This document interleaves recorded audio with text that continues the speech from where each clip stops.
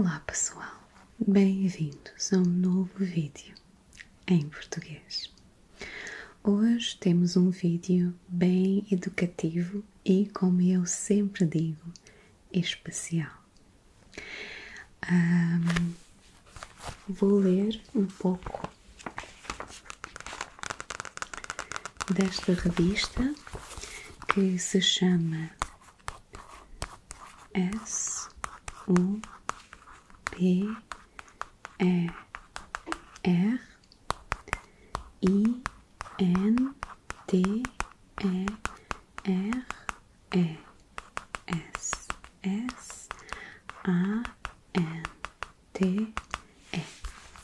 Super interessante. E o tema principal, ou talvez a reportagem maior desta edição, é Morfologia Galáctica. Como falei, esta revista é uma das minhas preferidas e eu compro uma sempre que vou visitar os meus pais em Portugal, no aeroporto, enfim. Mas então, vamos lá.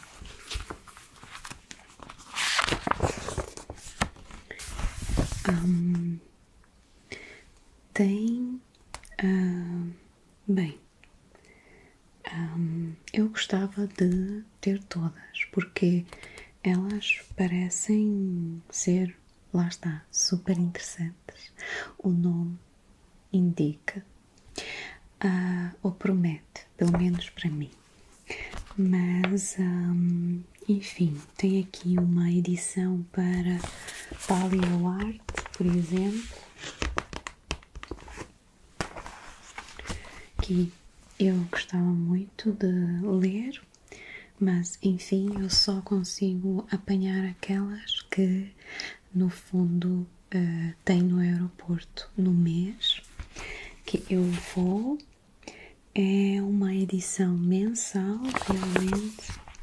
Não sei se é possível comprar, por acaso fiquei agora curiosa, porque tem aqui outras grandes mistérios do Egito que vocês já sabem que eu gosto muito, realmente.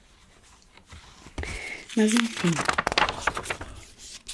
tem outras reportagens aqui e fala dos outros temas também, mas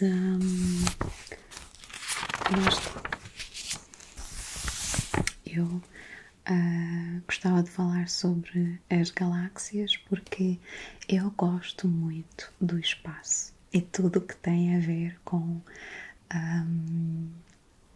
astronomia, enfim. Mas sim, eu recomendo muito, se tiverem possibilidade, especialmente os meus visitantes de Portugal, se tiverem possibilidade e, obviamente, se tiverem curiosidade sobre temas deste género, eu recomendaria muito.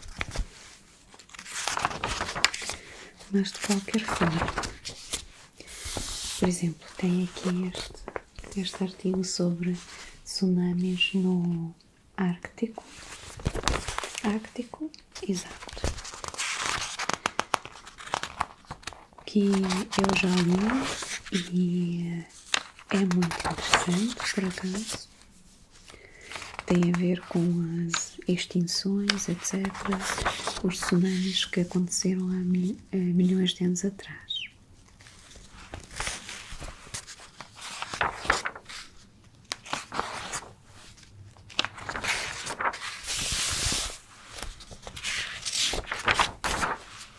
Bem, não sei se era um carro ou se era um avião ou se eu estou a alucinar, mas estou aqui há uns 5 minutos à espera que o barulho passe e continua. Então vamos esperar que eu esteja a alucinar. Enfim, mas aqui temos as misteriosas formas das galáxias.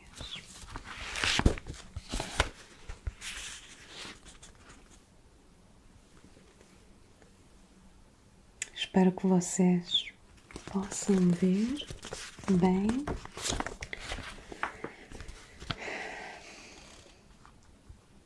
Então,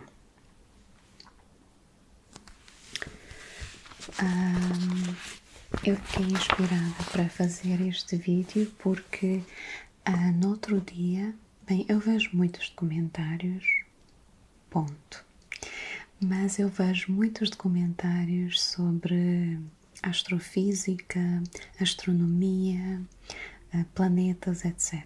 Tudo incluído, obviamente, na astronomia.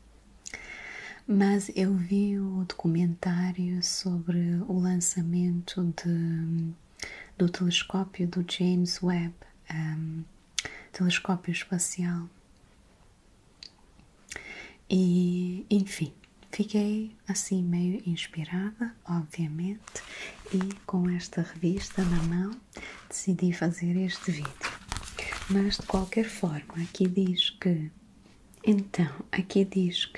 Hubble distinguiu 3 tipos de galáxias lenticulares, elípticas e espirais. Entre estas últimas encontra-se a Via Láctea, uma galáxia espiral barrada. Então, Hubble foi lançado no início dos anos, ou ficou ativo no início dos anos 90. Agora, de repente, não me lembro. Mas, então, as imagens do Hubble foram das primeiras imagens que nós tivemos do espaço bem longínquo, assim, em termos de espaço mesmo. Para mim, a curiosidade é que a maioria das estrelas que a gente vê, ou enfim, do céu em si, o que nós vemos são estrelas da nossa galáxia, a Via Láctea. E para mim isso, bem, sempre foi algo bem curioso, porque no final de contas agora nós sabemos que tem um número inimaginável de galáxias no universo. E tendo em conta que nós só que tem um espaço tão grande que nos separa, que é vazio, bem, não é vazio, mas no fundo o que eu quero dizer é que Hubble foi aquela primeira vista de olhos para o passado. É como se fosse uma viagem de tempo, basicamente. Quando a gente vê essas galáxias longínquas, nós viajamos no tempo, o tempo que essa luz demorou para chegar até nós. Então, para mim, isso não sei, para mim faz como se fosse uma reflexão de quase magia.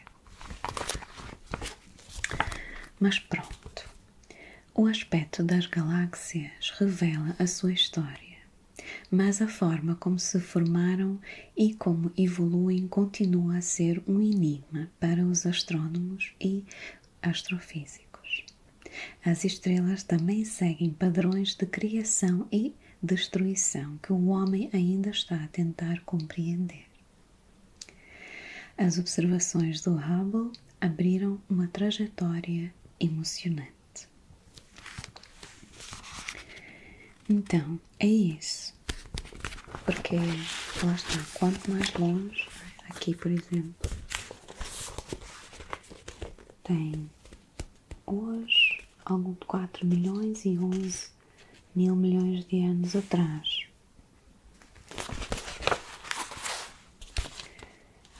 Então lá está, é uma viagem no tempo. Eu recentemente fui num planetário que tem uma imagem muito bonita, tal como aqui. Eu costumo ir bastante num planetário. É pena de a história e as imagens serem um pouco repetitivas sempre. Eu entendo porque, obviamente, que eles estão a tentar abranger o público em geral. Nem toda a gente vai ao planetário umas 5 vezes por ano. Nem toda a gente vê um monte de documentários sobre astrofísica e astronomia, então é normal. Aqui esta imagem.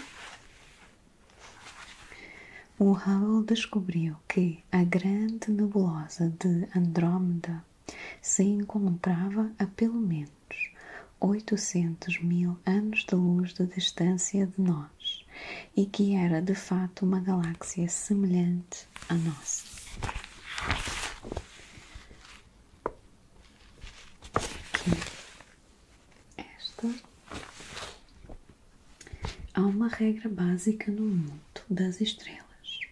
Quanto mais massa têm, mais brilham e mais depressa morrem. E do material que lançam para o espaço nascerá uma nova geração de estrelas. Então, vamos ler aqui um pouco.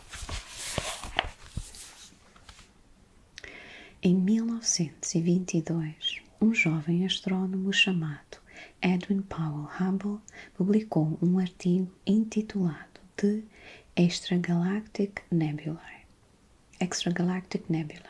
em inglês, na revista The Astrophysical Journal. Nele, este fumador de cachimbo, não sei porque que eu ia dizer cachimbo, mas é cachimbo, fumador de cachimbo e pescador incansável, introduzia uma classificação morfológica das galáxias que ficou conhecida como a sequência de Hubble. Depois de estudar 400 nebulosas extragalácticas a partir do observatório de Mount Wilson, Hubble distinguiu 3 tipos principais: lenticulares, elípticas, em forma de um ovo, e espirais, com braços à volta do núcleo. E a estas deveriam ser acrescentadas as irregulares, mas por carecer de estrutura, Hubble não incluiu no seu diagrama. Um diagrama que é popularmente conhecido como diagrama em diapasão de Hubble, devido à sua forma característica. Então, hoje em dia nós sabemos que existem muitos mais formatos, mas na altura essas foram definidas as principais, digamos assim. Esta forma de diapasão deve-se ao fato de as espirais se subdividirem em duas: as que possuem uma barra de estrelas, gás e poeira a atravessar o bojo central de um lado ao outro, que são obviamente chamadas espirais barradas. A Via Láctea é um bom exemplo, e as que não têm. Então, tem aquela espiral que é só espiral e que tem a barra, e daí a partir dessa barra começa a espiral. Por acaso, acho que não estava dentro da minha cabeça que a Via Láctea era uma espiral barrada, até porque enfim, não se fala muito disso. Então já aprendi uma coisa que já devia ter conhecimento sobre, mas enfim. Enfim, a estrutura em espiral de galáxias como a Via Láctea ou Andrómeda é, pode-se dizer, uma miragem. A sua verdadeira estrutura é de um disco, é a de um disco que rodeia um bojo central esférico.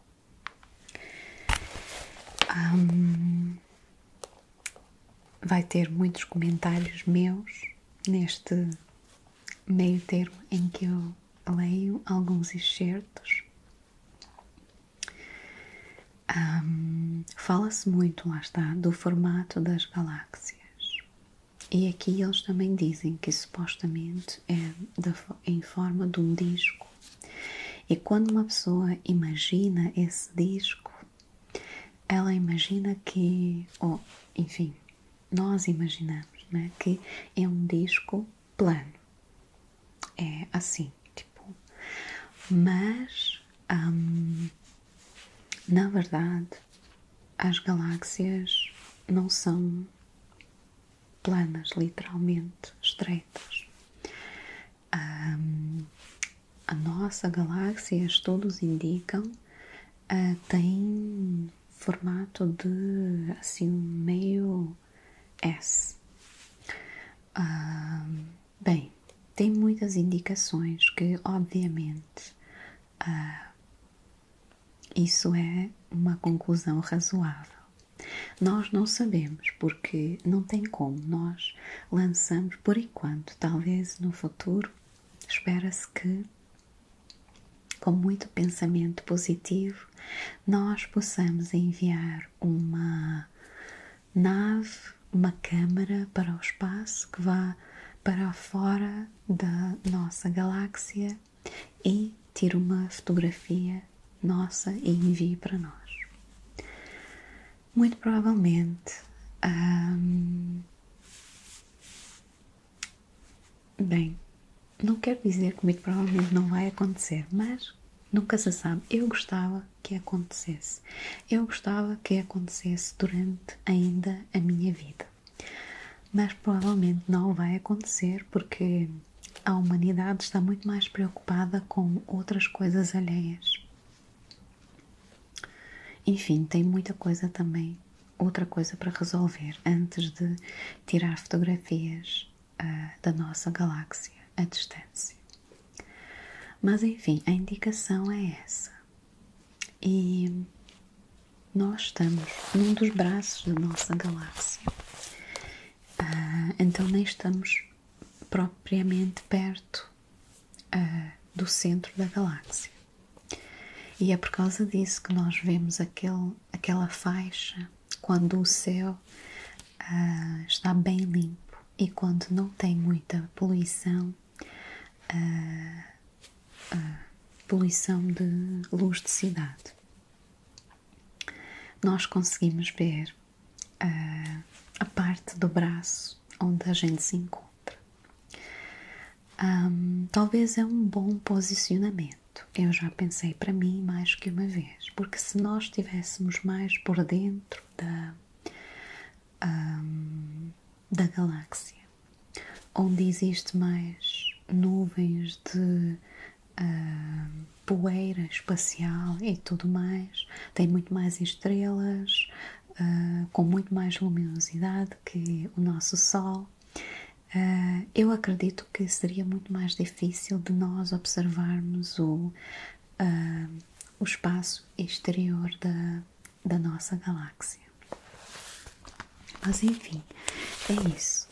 A conclusão é que a nossa galáxia não é um disco plano, é um disco que tem assim umas irregularidades. Além disso, uma outra curiosidade que talvez não tenha a ver com as galáxias, mas tem a ver com o Sol. O Sol é uma estrela que roda à volta do centro ou do núcleo da nossa galáxia. Todas as estrelas fazem isso, ou pelo menos todas as estrelas dentro da nossa galáxia devem fazer isso. Ou, não sei, talvez pode ter umas estrelas meio rebeldes que não participam nessa estrutura rotativa. Mas outra curiosidade sobre as coisas planas, quando nos é mostrada a estrutura ou uma demonstração do sistema solar, com o Sol e todos os planetas, né? Eles aparentam-se estar assim bem, né? Assim, o Sol bem centradinho e todos os planetas bem alinhados nessa linha, nesse plano. E sim, os planetas principais realmente aparentam estar num plano, mas esse plano não é literalmente liso. Além disso, os planetas, imaginem, não sei se eu vou conseguir me explicar, nem sei porque que eu comecei com essa conversa, mas imaginem, o Sol, vamos dizer, o Sol é o meu olho. E os planetas, em vez de ocuparem o espaço assim, ocupam o espaço assim e rodam à volta assim do meu olho, que é o Sol, tá? Não à volta do meu olho, à volta do Sol que nós estamos a imaginar que é o meu olho. Então, tem alturas do ano em que a Terra está à frente, o Sol está a rodar nessa direção e os planetas rodam à volta dele, seguindo a direção do Sol. Então, tem alturas do ano em que a nossa Terra está à frente do Sol e tem alturas do ano que está atrás. Eu acredito que está à frente do Sol quando é inverno e atrás quando é verão, mas por acaso agora não me lembro em específico. Mas eu acho que sim, eu acho que é entre abril e maio que a estrela começa a ficar, a Terra fica para trás, começa a ficar para trás do Sol, né? Aqui, o Sol, a Terra, e no inverno fica aqui à frente, o Sol e a Terra, e continua assim. Então é é um plano, é um disco e os planetas seguem esse disco, pelo menos os planetas principais, porque como nós sabemos, o Plutão, como é que se chama Plutão em português? Agora de repente deu-me uma branca. Plutão. Enfim, espero que vocês saibam o que seja. Mas aquele planeta que costumava ser planeta e agora, planeta principal e agora é um objeto transneptuniano. Mas enfim, Plutão então tem é Plutão. Pá, na minha cabeça está a vir Plutão. Então vamos, eu vou batizar este planeta que eu estou a falar de Plutão. Se for, ótimo. Se não for, olha. Enfim, mas então Plutão foi retirado da lista dos planetas principais precisamente por causa de não estar alinhado com os outros grandes planetas. Enfim, acho que estamos em um desvio muito grande, então vou continuar. Os astrofísicos indicam que as galáxias de Andrómeda e a Via Láctea se assemelham a um vulvo estrelado. A gema é o centro esférico que está rodeado por um disco plano de gás e estrelas, que é a clara. E a verdade é que este disco é muito plano. Por exemplo, o disco da Via Láctea tem 100 mil anos de luz de diâmetro e apenas 0,6 anos-luz de espessura. Isto significa que, proporcionalmente, a nossa galáxia é 30 vezes mais fina do que uma folha de papel. Bem, acredito que aqui a proporção é feita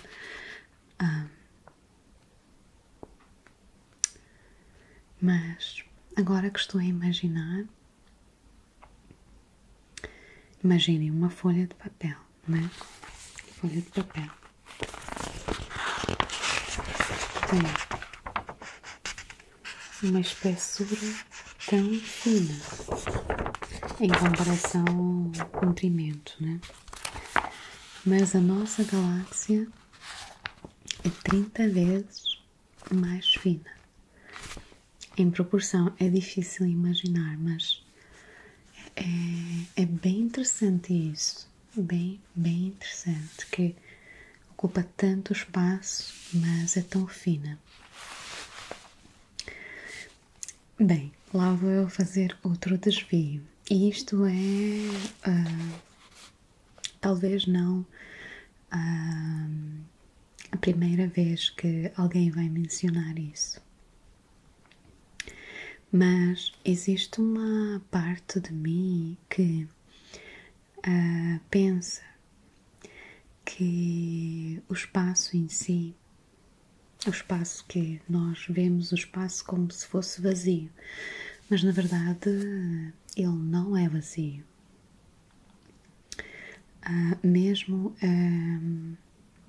Mesmo aquelas partes do espaço que têm muito poucas partículas visíveis. Enfim, fui interrompida por um avião. Então, aquilo que eu quero dizer é que o espaço que nós pensamos que é vazio, eu imagino ser uma espécie de líquido. E porquê que eu digo isso? Na verdade, talvez o líquido em si nem é o espaço, pode ser a matéria negra e com a combinação de energia negra, ou matéria preta, matéria escura. Exato, algo assim, dark matter.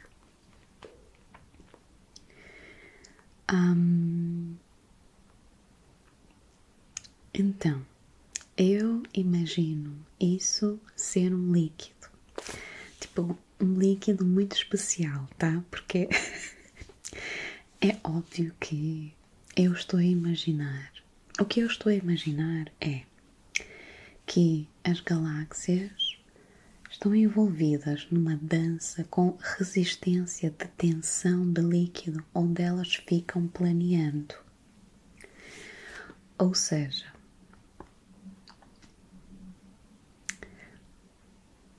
basicamente, imaginem que temos uma lagoa, né? Tem a água tem uma coisa de estrutural chamada tensão da água, que a água vai resistir ou vai segurar coisas. É por isso que nós conseguimos boiar na água, nadar, etc. Enfim, mas basicamente imagine uma lagoa d'água e uma folha que cai da árvore e fica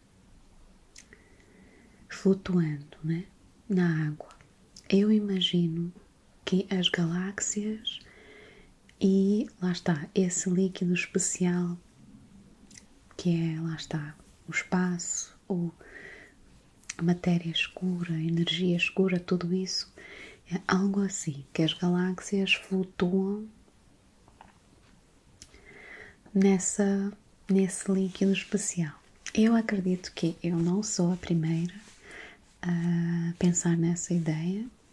Eu não sei assim ao certo se isso está a ser estudado ou não, mas essa é a minha opinião. E para mim fazia sentido que, lá está, a galáxia seria tão fina e tão expandida em termos de diâmetro se houvesse, lá está, essa resistência, essa tensão que segurasse essa planície de galáxia. Tá, mas essa é a minha contribuição para essas coisas. Enfim, mas então, outra coisa é que as nossas galáxias, Andrómeda e Via Láctea, têm braços. E como é que estes braços surgiram, especialmente na Via Láctea? É evidente que não nasceu com eles. Formaram-se milhões de anos mais tarde. No nosso caso, foi porque a nossa galáxia é uma engolidora e capturou uma galáxia mais pequena que por ali passava. Então, como é que esta gula se transformou numa estrutura tão estável? Talvez a melhor maneira de compreender isto seja realizar a seguinte experiência proposta pelo astrônomo Neil F. Cummins. Enchemos um grande balde com água, a Via Láctea, e deixemos cair uma pedra no centro, a pequena galáxia devorada.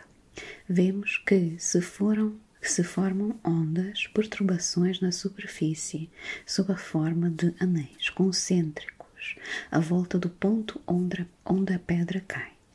Colocamos agora o balde numa roda de modelar em barro e fazemos-o girar. Quando deixamos cair o seixo, não vemos círculos concêntricos, mas ondulações em espiral. Este é, no fundo, um mecanismo de formação dos braços, uma perturbação gravitacional no disco da galáxia. Lá está. Até aqui este experimento foi feito com água. Enfim, lá está, por causa da gravidade e tudo mais, talvez a gravidade tenha a ver com essa resistência, né? A tensão do líquido que está em contato com a matéria visível. Quanto mais pesada essa matéria visível for, tanto mais tensão o superlíquido, digamos assim, ou esse líquido especial que eu estou a falar fizer, tanto mais forte a gravidade vai ser. Para mim, isso faz todo o sentido. Acho que ajudaria muito para resolver a questão de gravidade, não seguir as outras leis, ou as correntes, ou as atuais leis da física. Mas enfim, né? Quem sou eu para estar a dizer aqui com as minhas teorias? Eu estudei física na escola, aliás, física foi a disciplina que eu tive a nota mais alta.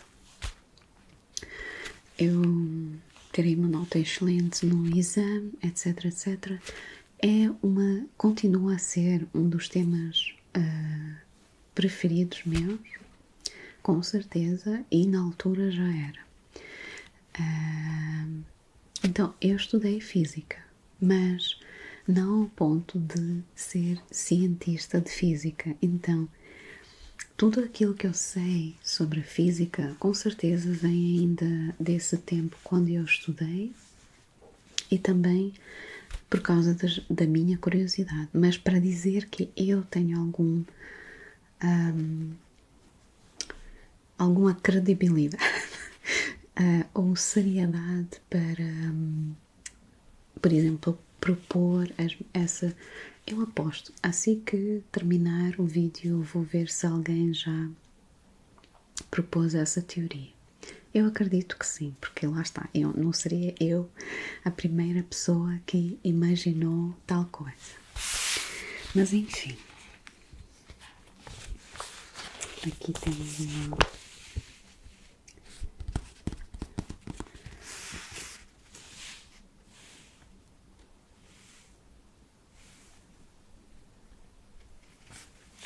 Não sei se deu para ver, mas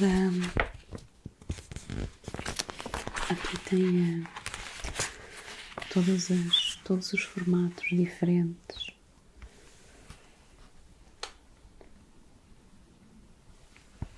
Das galáxias. Então tem espiral.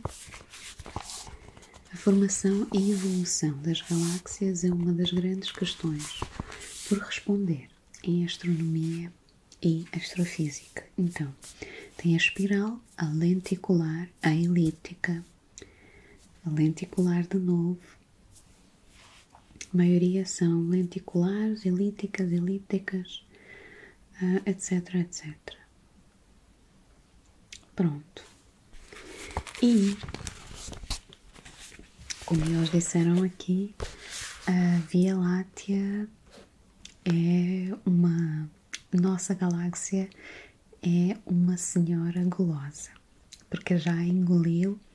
Eu acredito que as teorias dizem que mais que uma galáxia vizinha, e Andrómeda é a próxima.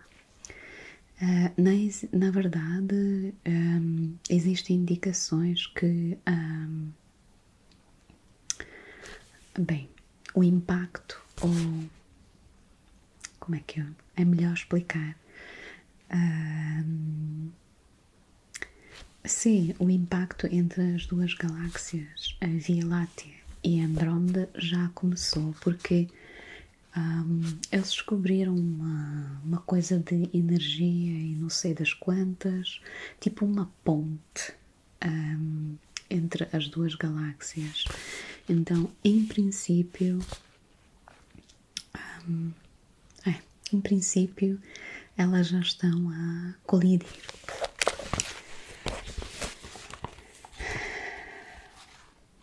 A aparência de cada galáxia é um reflexo da história que teve. A forma que assume depende da sua velocidade de rotação, do tempo e da gravidade.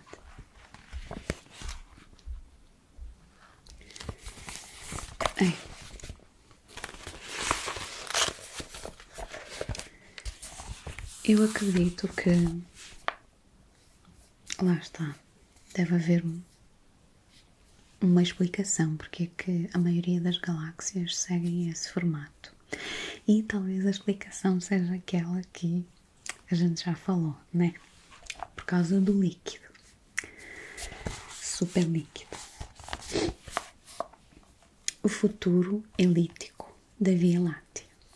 Curiosamente, é este o futuro que espera a Via Láctea daqui a 3 mil milhões de anos, quando colidir com a galáxia de Andrómeda. É claro que, após a fusão, não aparecerá de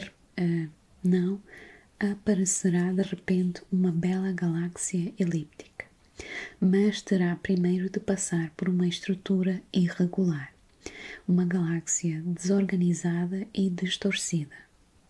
E se quisermos imaginar uma tal colisão, é melhor tirarmos da cabeça a colisão de veículos. Será semelhante a quando dois enxames de abelhas se encontram no céu da primavera. Fundem-se num só, mas as abelhas, as estrelas, não colidem entre elas.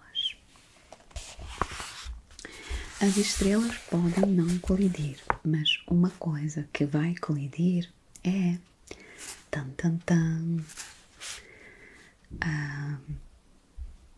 Nossa, agora está-me a faltar de novo a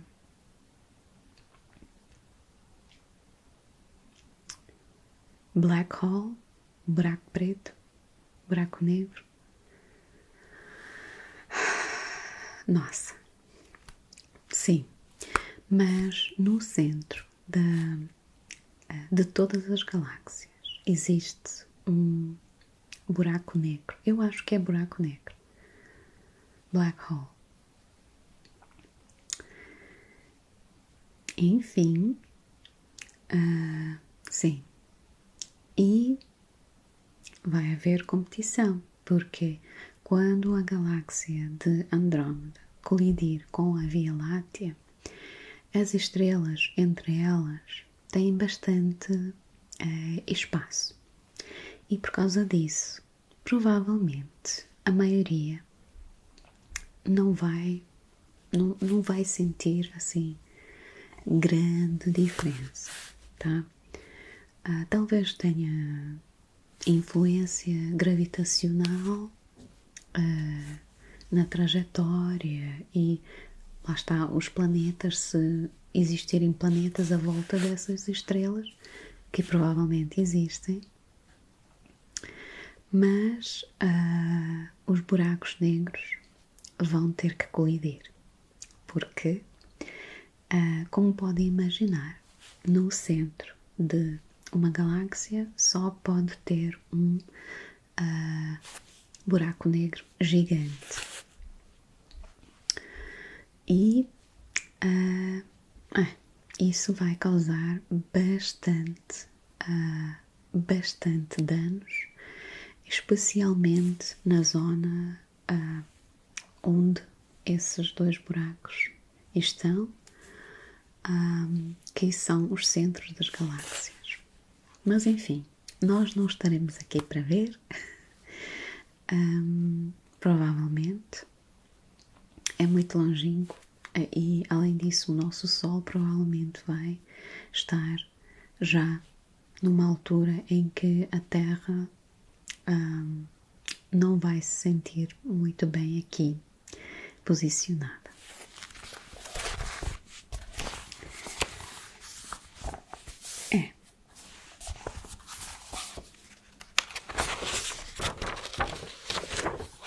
Temos aqui uma infografia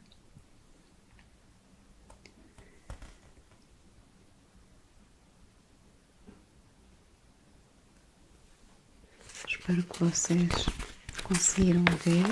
Então, tal como nós, as estrelas nascem, crescem, envelhecem e morrem. E as suas experiências também podem ser muito intensas e curtas, ou longas e aborrecidas.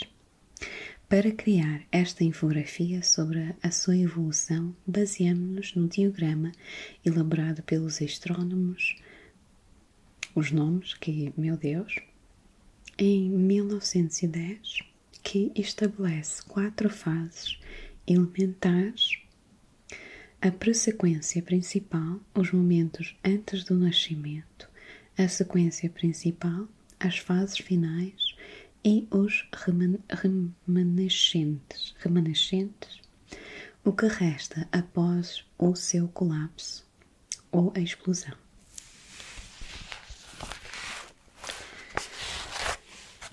Então, as estrelas são formadas das nébulas estelares, que são nuvens de poeira e gás, principalmente hidrogênio e hélio, que colapsam sobre a sua própria gravidade. A temperatura e a densidade aumentam progressivamente. Tá. Existem, como vocês podem saber ou não, existem uma variedade de estrelas diferentes. O nosso Sol é uma daquelas estrelas que tem a vida longa e aborrecida. Achei engraçado eles terem formulado essa frase assim. Eu não diria isso, mas ok. Então, tem lá está, como eu falei, diferentes estrelas. Tem a Subanã, ultra fria, tem temperaturas muito baixas e baixas concentrações de outros elementos, para além de hidrogênio e de hélio. Tem uma temperatura de 600 graus Celsius. Para nós pode não aparentar ser tão fria assim, mas em comparação, por exemplo, ao Sol, que tem a temperatura de 6.500 graus Celsius, é bastante. Sol é uma anã amarela. As estrelas desta categoria a que pertence ao nosso Sol têm uma longevidade de mais de 7,5 mil milhões de anos. Então, o Sol vai viver bastante e vai crescer num subgigante e depois para uma gigante vermelha. Como podem ver aqui, Sol, subgigante, gigante vermelho, e depois disso vai, na verdade, eles continuam aqui com duas, com várias projeções, né? Eles dizem aqui que, lá está,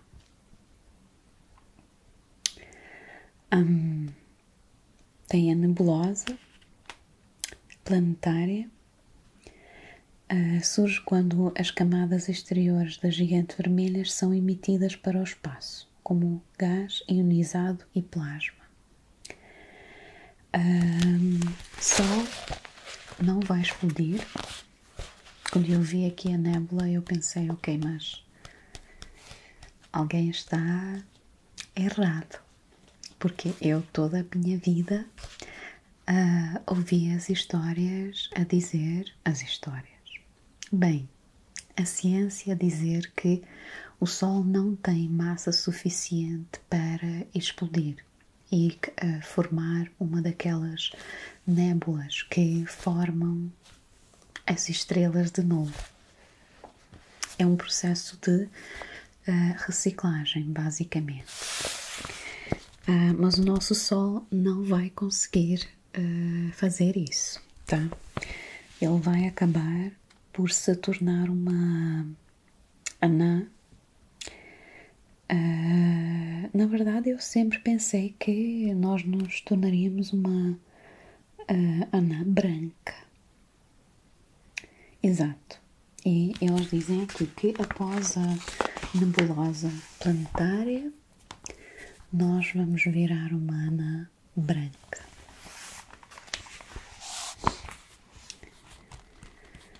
Que, pronto, uma anã branca é a fase final da grande maioria das estrelas.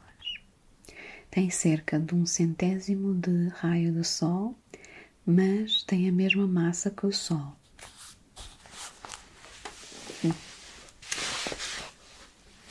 Interessante.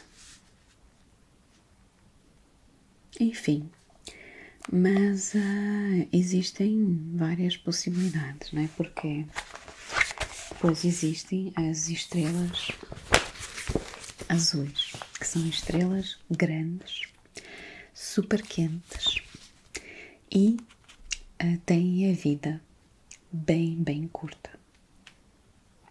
Esta aqui, estrela azul, também chamada de tipo espectral B, é até 20.000 vezes mais luminosa que o Sol e tem a temperatura de 20.000 graus Celsius, ou seja, comparado ao Sol é quase 4 vezes mais quente.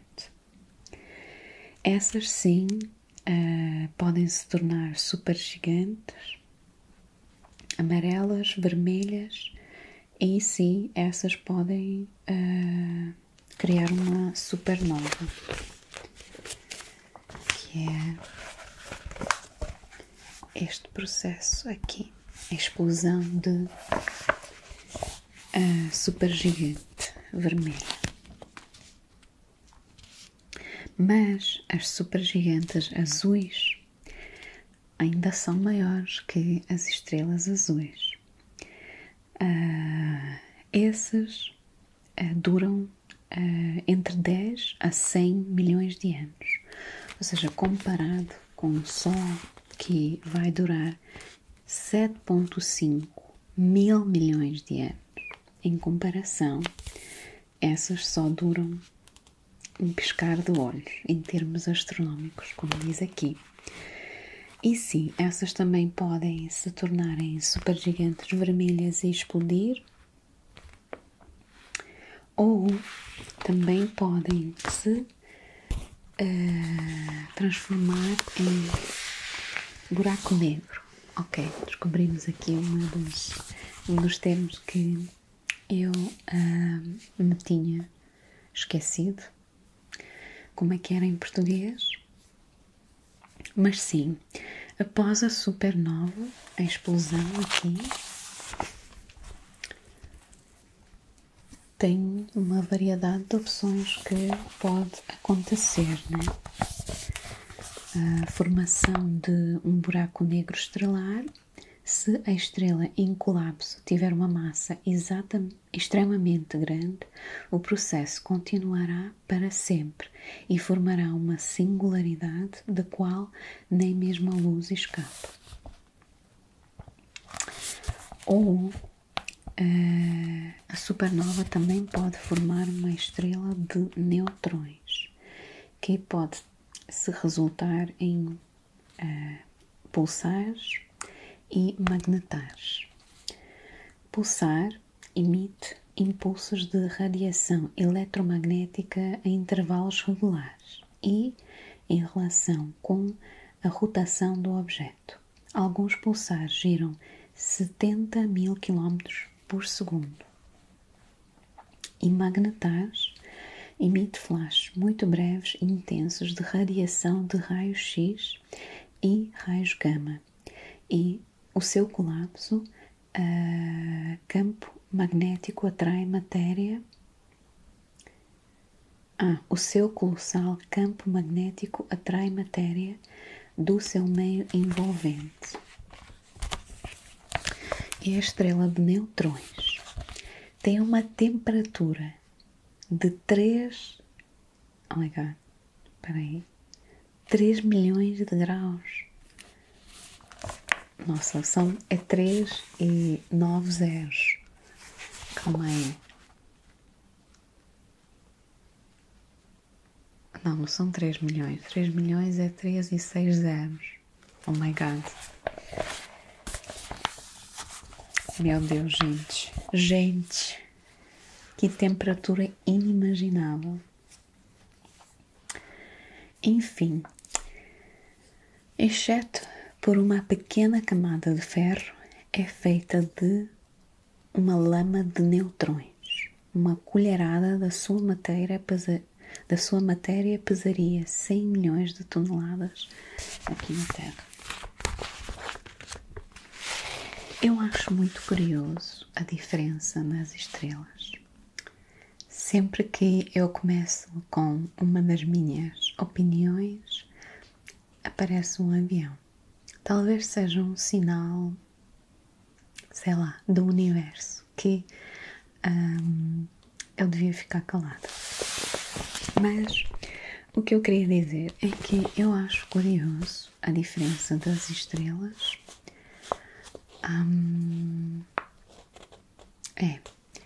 No outro dia eu vi um documentário sobre a formação dos buracos negros supergigantes, porque buracos negros são comuns. No entanto, a dimensão do buraco negro comum não é tão grande assim, em termos de raio, né? Tipo, obviamente que lá está, quando nós falamos de, sei lá, os buracos negros super gigantes, é uma categoria completamente diferente. Eu acho que atualmente uma das coisas maiores, um dos objetos maiores que nós alguma vez detectamos é um buraco negro, que é TON, alguma coisa, que é, enfim, tão grande que lá está, nada se compara a ele. Mas como esses buracos negros se formam é uma questão e tanto, porque lá está, os buracos negros normais, ou os mais comuns, são aqueles que resultam depois da morte de uma estrela, lá está, gigante azul ou super gigante azul. No entanto,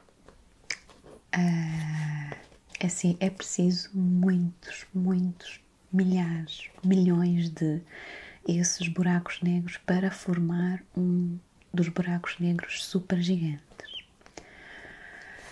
Enfim, inclusive o buraco negro que nós temos no centro da Via Láctea é o Sagittarius, alguma coisa. É enorme, tá? Talvez não tão grande como a TON, qualquer coisa. Mas para mim é muito curioso a questão de estrelas serem diferentes. De qual é o fator, lá está, que leva a essa diferença no tamanho das estrelas? Será que depende da concentração dos elementos na nébula estelar? Será que depende da gravidade? Será que depende da quantidade de, lá está, matéria escura e energia escura? Eu já não sei quantas vezes eu parei para esperar um avião passar. Então talvez não seja o tempo de eu estar a discutir essas minhas curiosidades. De qualquer forma, vou-vos deixar com a conclusão do documentário sobre os buracos negros supergigantes. Não existe uma teoria muito exata, digamos assim, mas aparentemente elas vêm da altura quando o universo era muito recente.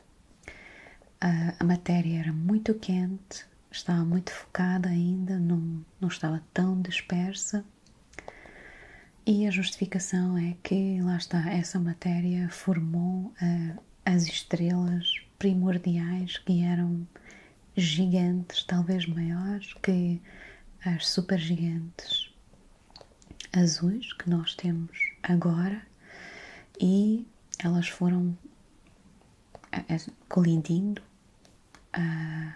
e formando esses supergigantes. Eu não sei se essa teoria é a teoria mais viável para mim, porque isso quer dizer que todos esses buracos negros existem desde os primórdios do universo, o que, bem, não existem muitas coisas no universo que têm toda essa idade. Mas enfim, assim eu termino a leitura desta parte da revista super interessante. Para mim, o espaço é uma coisa extraordinariamente especial, porque não é só um mistério, é um mistério mágico, é um mistério de fantasia, é um mistério que me leva a pensar e a navegar sobre hipóteses e e oportunidades além de, sei lá, além do que a vida real e o mundo real possa oferecer. Mas é a realidade, porque no fundo faz parte da nossa realidade. Nós fazemos parte dessa realidade mágica do além que nós mal compreendemos. Então, enfim, eu acho que tem muita coisa que nós ainda temos por aprender em todos os aspectos, mas em termos de espaço existe muito mesmo que nós não sabemos, e eu acho que é uma das situações que exige uma mente muito aberta. Tão aberta que, lá está, uma pessoa tem que pensar em possibilidades completamente impossíveis. O próprio espaço é uma impossibilidade. Ele é infinito, aparentemente.